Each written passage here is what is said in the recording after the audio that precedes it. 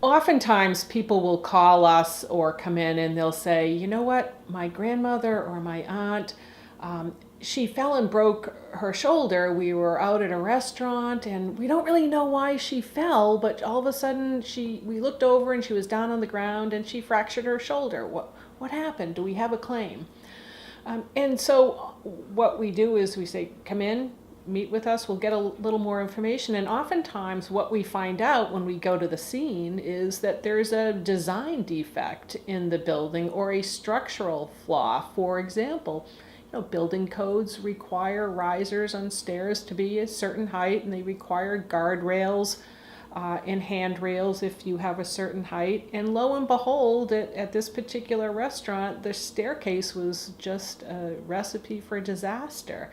And it hadn't been properly constructed, and it caused this woman to go tumbling down and fracture her shoulder. So that's sort of, she didn't know what had caused or precipitated the fall.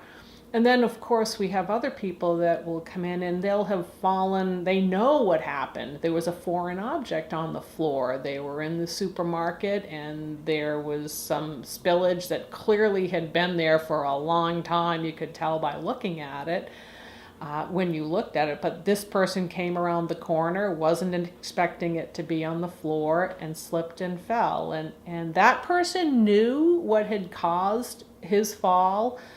So sometimes you know and sometimes you don't know, but you have a sense that, gee, something wasn't right here. I was just walking along and all of a sudden I was down on the ground.